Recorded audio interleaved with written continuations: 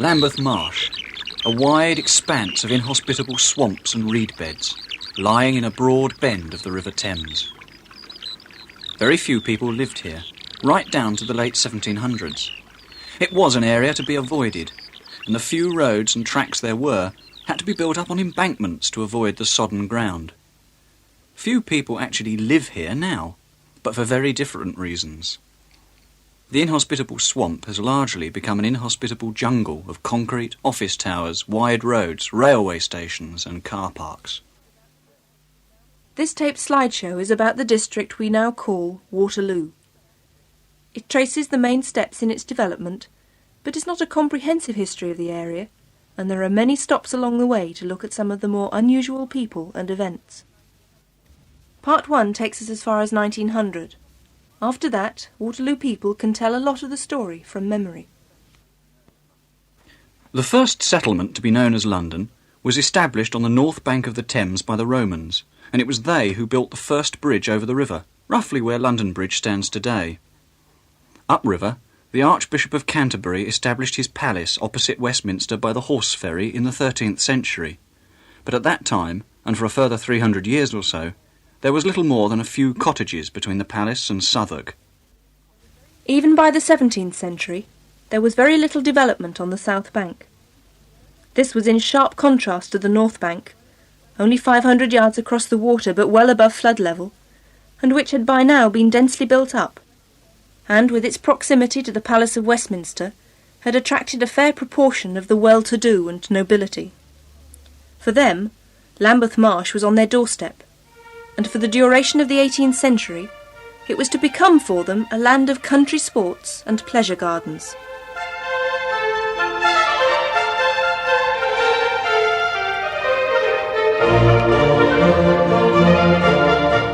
Cooper's Garden was one of the first of the South Bank pleasure gardens. You landed at Cooper's Stairs, about where the National Theatre is now, and the garden stretched back over what is now Waterloo Bridge roundabout.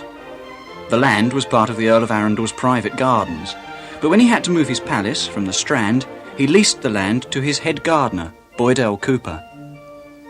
Cooper laid out leafy walks and ponds, and opened his garden in 1690 with open-air music and dancing. An orchestra pavilion was constructed, containing a fine organ, and it must have looked like a rather simpler version of this one at Vauxhall Gardens, a little further up the river.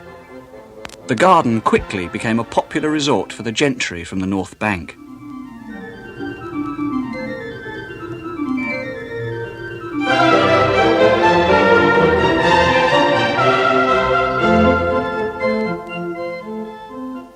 Widow Evans took over from the Cooper family in the 1740s, and it was under her spirited management that firework displays were started up. Her advertisements were often to be seen in the London papers, and Handel's music was frequently to be heard here.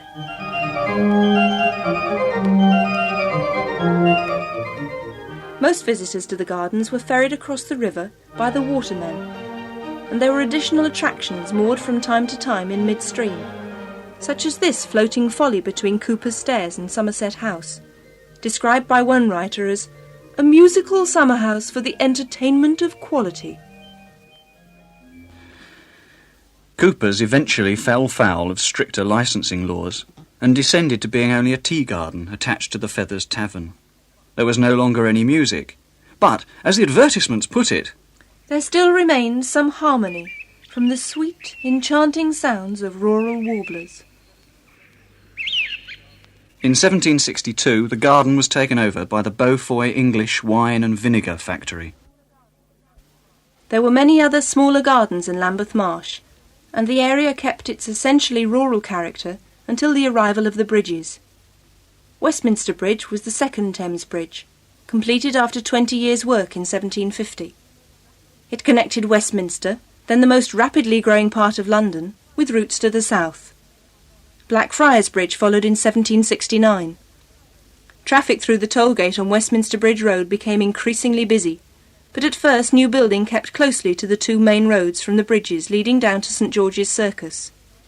Lambeth Marsh, lying between the two bridge roads, was to remain a waterlogged and neglected area until the coming of Waterloo Bridge at the beginning of the 19th century. While these gradual changes were taking place, between the closing of Cooper's Gardens in 1760 and its being built over by Waterloo Road in the early 1800s, two remarkable men chose Lambeth Marsh for the fulfilment of their ambitions. One was a botanist, the other an equestrian and showman.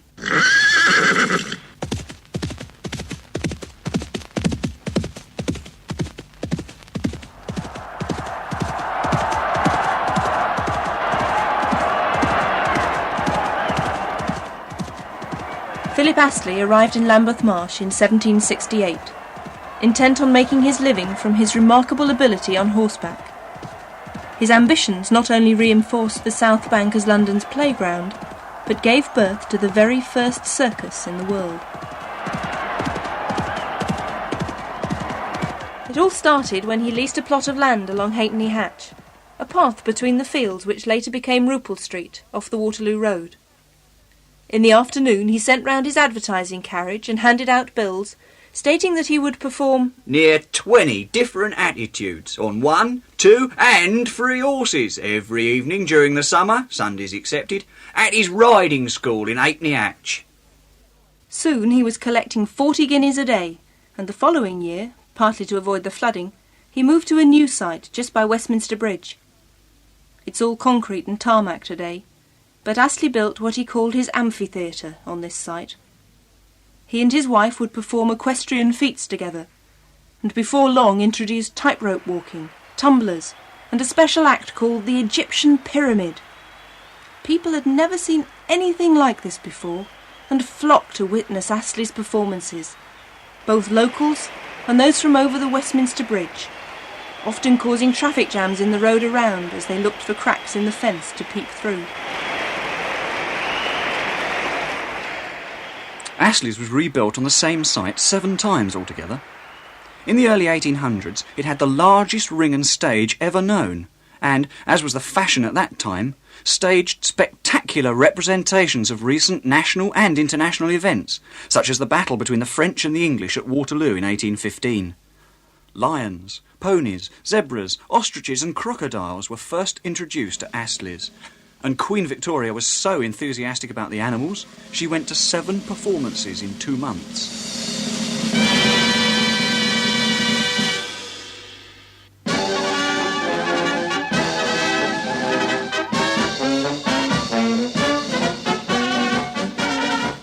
This taste from all classes of society for spectacular diversions soon spread to other parts of the area. The Surrey Theatre down at the bottom of Blackfriars Road opened as another circus, and the Rotunda, built as a museum in 1790 by Blackfriars Bridge, was soon converted to the Rotunda Circus.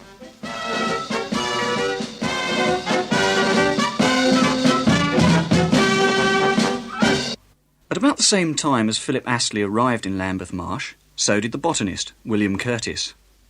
His great ambition was to publish a complete natural history of the British Isles, which would include a hand-coloured engraving of every wild plant that grew there. This meant he had to collect and cultivate plant specimens and make accurate drawings of each one. The site he chose for his botanical garden was right next to what is now the Old Vic. The area today looks very different from the way William Curtis laid it out in the 1770s, and of course, in those days you could see straight over to St Paul's Cathedral. For 10 years, Curtis built up his collection of plants, helped by friends and fellow botanists who sent him specimens from all parts of the country.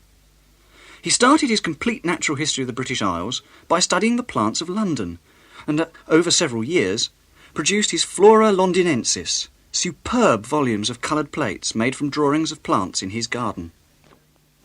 At the same time, he was kept very busy with his regular Curtis Botanical magazine, a periodical that has been produced almost without interruption from the 1st of February 1787 to the present day.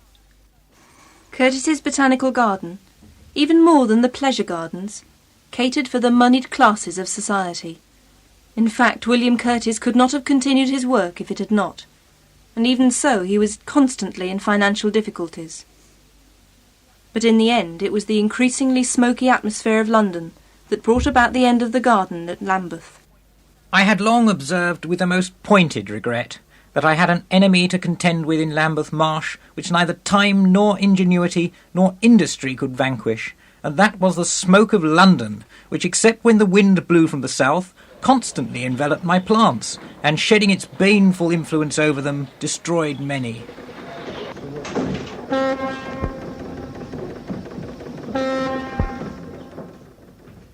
The increasing pollution that drove Curtis away heralded the beginnings of the Industrial Revolution, which was to utterly change the character of the area, and the whole capital, over the next 50 years or so. While the use of steam power was dramatically increasing industrial production in cities throughout the country, thousands of people were being thrown out of work in the rural areas by the enclosure of farmland, and were flocking into the towns, desperately in search of jobs. The result for London was a doubling of its population in the first half of the 19th century. In Waterloo, the impact of these developments was to be felt particularly suddenly. The low-lying land and relative isolation of the area had held back development, but with the completion of Waterloo Bridge in 1817 and the laying down of a whole new network of roads, including Waterloo Road, Stamford Street and the Cut, the floodgates were opened. Land was cheap and within easy reach of river transport, and, as a result, it was all the heavy, noisy, dirty industries that moved in. There were sawmills, lead-shot factories, brewers and distillers, printers and heavy engineering. There was candle and soap making, a notoriously smelly activity. Rubbish sorting and the handling of heavy materials of every conceivable kind. These activities mostly developed along the waterfront and on a few large sites to the south. Behind the wharves and factories, the landowners and developers took full advantage of the massive influx of migrants. Within 20 years of the completion of the bridge and its associated new roads around 1820, almost every remaining patch of land in the area had been laid out in a dense pattern of cramped brick terraces and courts. This backstreet housing, often mixed up with small factories and workshops, was frequently of the lowest standard, catering for the many poor migrants prepared to settle for little more than a roof over their heads.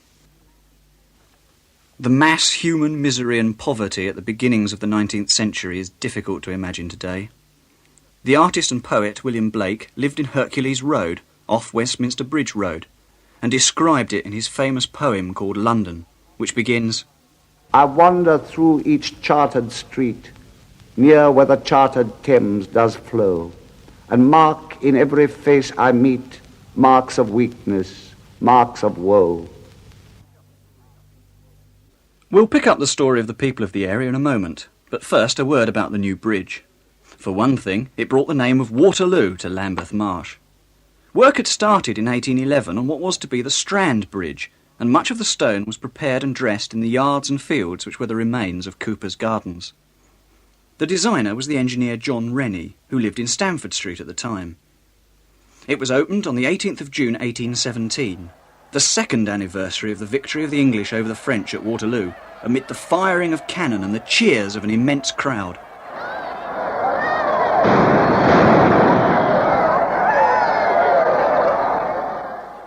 The Duke of Wellington, the hero of the battle, rode over the bridge on that day, and, in honour of him, and to commemorate the victory, the bridge became Waterloo Bridge.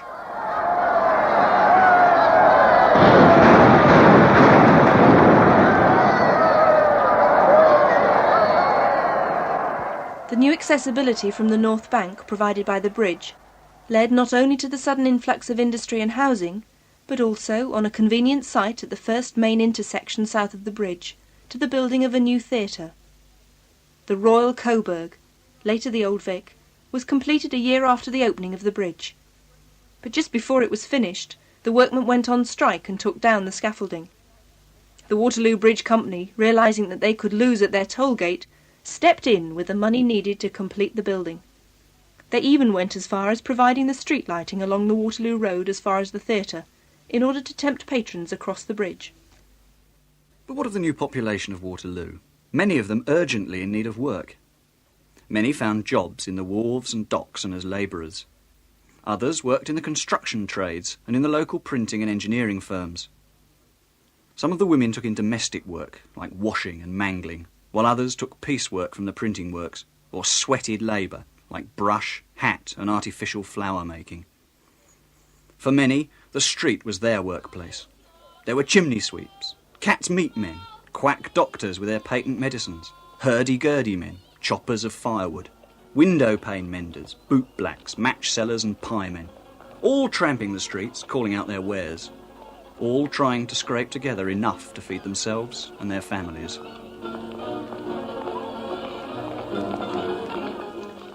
People spent a lot more time on the street 100 years ago than they do now. Apart from anything else, there simply wasn't room for everyone to stay indoors with any degree of comfort. And the hub of Waterloo life was, of course, the New Cut and Lower Marsh. The market ran in a continuous dense band from Blackfriars Road to Westminster Bridge Road, and in those days it never seemed to close. Henry Mayhew wrote down what he saw there in the 1850s. After paytime on Saturday night or early on Sunday morning, the crowd in the New Cut is almost impassable. Indeed, the scene in these parts has more of the character of a fair than a market. There are hundreds of stalls, and every stall has its one or two lights, and at a distance, the atmosphere immediately above the spot is as lurid as if the street were on fire. The pavement and the road are crowded with purchasers and street sellers. The housewife in her thick shawl with the market basket on her arm walks slowly on, stopping now to look at the stall of caps and now to cheapen a bunch of greens. Then the tumult of the 1,000 different cries of the eager dealers, all shouting at the tops of their voices, at one and the same time, is almost bewildering. "Sold again," roars one. "Chestnuts, all hot, a penny a score," bawls another.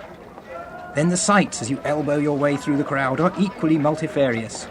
Here is a stall glittering with new tin saucepans. There another, bright with its blue and yellow crockery, and sparkling with white glass. Now you come to a row of old shoes arranged along the pavement, and now to a stand of gaudy tea trays, then to a shop with red handkerchiefs and blue-checked shirts, fluttering backwards and forwards. Such indeed is the riot, the struggle and the scramble for a living, that the confusion and uproar of the New Cut on a Saturday night have a bewildering and saddening effect on the thoughtful mind.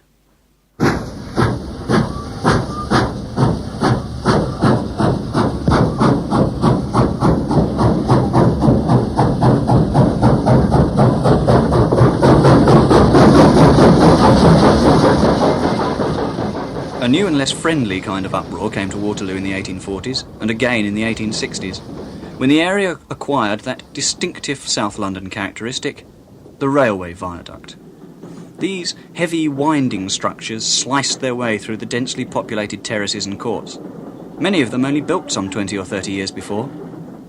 The South Western Railway was extended from Nine Elms to the new Waterloo station in 1848, and in 1864 the South Eastern Railway came up from London Bridge via Waterloo East to Charing Cross. Hundreds of houses had to make way for the new viaducts, and St Thomas Hospital, then situated near Southwark Cathedral, had to be relocated on the south bank opposite the Houses of Parliament. The railway was taken over the river at Hungerford Bridge, entailing the removal of Brunel's suspension footbridge, except its piers, and its replacement by an ugly steel structure, which remains to this day. This was the view looking across the new bridge from Charing Cross Station just after it was opened.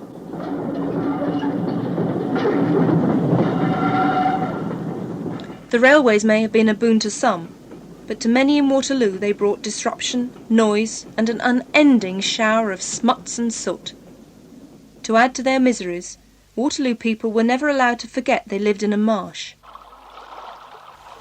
When wind and tide were right, a surge of water was sent up the Thames, and the river poured into the streets with no warning at all. Frantic attempts were made to save life and goods, but many people lost everything.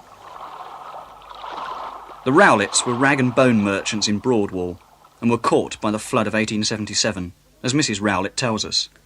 "The water has taken us down a bit. The last midnight flood was too much for my old man. He has now severe congestion of the lungs. Had it not been for the shop boy, our losses would have almost been beyond repair. The boy was on the watch, and in time to enable to save a few things, he appeared below the window shouting, 'The tide! The tide!' We knew what that meant and saved all we could. As they say, The water might be stopped if the government would only do it. You see, the water don't come into the drawing rooms of fine folks. We'd hear more of it if it did. It's never been into the Parliament airs as yet, has it? If disaster overtook you in those days, you were liable to finish up in the workhouse, or worse still, under the arches. Even without disasters, life was hard enough. What with the large families in tiny houses, the dirt, the long hours, low pay and insecure employment. Little wonder drinking became such a problem. It was one of the few escapes available. But there were some valiant attempts by local people and organisations to bring some light, if temporary, relief.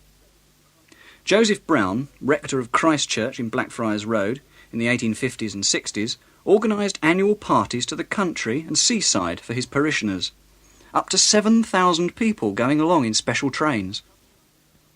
In addition to subsidising them from his own pocket, he distributed instructive leaflets about what they'd find when they got there, as many would never have left London before. Life in mid-19th century Waterloo was undoubtedly very hard. But the tough conditions were producing a resilient people, often exceptionally capable of vitality and enterprise. So it wasn't really so surprising when the customers in the Canterbury Tavern down Westminster Bridge Road started singing songs for each other in the bar, and getting so much out of it that the landlord took the opportunity of building a little stage and hiring a few professionals. As it turned out, the people of Waterloo had invented the music hall. In Westminster, not long ago, there lived a ratcatcher's daughter. But she wasn't born in Westminster, but on the other side of the water.